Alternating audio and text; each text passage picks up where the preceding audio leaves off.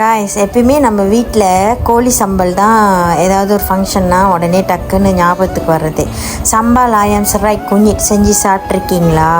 வாங்க எப்படி செய்யலாம் பார்ப்போம். 2 கோழி இந்தமாதிரி சுத்தம் பண்ணிவிட்டு மஞ்சள் உப்பு போட்டு பிசைஞ்சு வச்சுருங்க. ஒரு 3 தக்காளி, அதுக்கப்புறம் இஞ்சி பூண்டு தேவையான அளவு, ஒரு 10 சிராய் இந்த மாதிரி சின்னதாக கட் பண்ணிக்கிங்க. பச்சை மஞ்சள், அப்புறம் லெங்குவாஸ், அப்புறம் ஹாலண்ட் வெங்காயம் ஒரு 3 வெங்காயம். முதல்ல வந்து செராய், பச்சை மஞ்சள், லெங்குவாஸ், அப்புறம் பூண்டு, இஞ்சி எல்லாத்தையும் நல்லா அரைச்சி வச்சுக்கிங்க. அதுக்கப்புறம் தக்காளி, ஹாலண்ட் வெங்காயம் எல்லாத்தையும் அரைச்சி வச்சுக்கிங்க. ரொம்ப நாளாக என்னோடய ஃபாலோவர்ஸ்க்கு வீடியோவே போடலை. எல்லோரும் என் மேலே கோவம் தானே. வீடியோ உங்களுக்காக தான் நான் ஷேர் பண்ணுறேன்.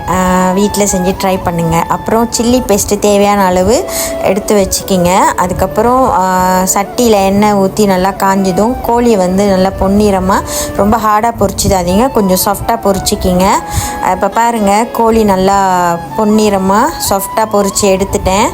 ஸோ இந்த ஸ்டேஜ் வந்து கரெக்டான ஸ்டேஜ். ஓகே, இப்போ வந்து சட்டியில் எண்ணெயை குறைச்சிட்டு 3 சிராய், அப்புறம் 3 லவங்கப்பூ, அப்புறம் ஒரு 5 ஏலக்காய் வாசனைக்காக சேர்த்துக்குங்க. அதுக்கப்புறம் ஃபஸ்ட்டு நம்ம அரைச்சி வச்சிருந்த சிராய், குஞ்சிட், அப்புறம் இஞ்சி பூண்டு, லெங்குவாஸ்லாம் இருக்கு இல்லையா, அது இந்த மாதிரி நல்லா எண்ணெய் வர வரைக்கும் நல்லா வதக்கிக்கிங்க. அதுக்கப்புறம் வெங்காயம் தக்காளி அரைச்சோம் இல்லையா, அதை மிக்ஸ் பண்ணிக்கிங்க, நல்லா கிண்டி விடுங்க.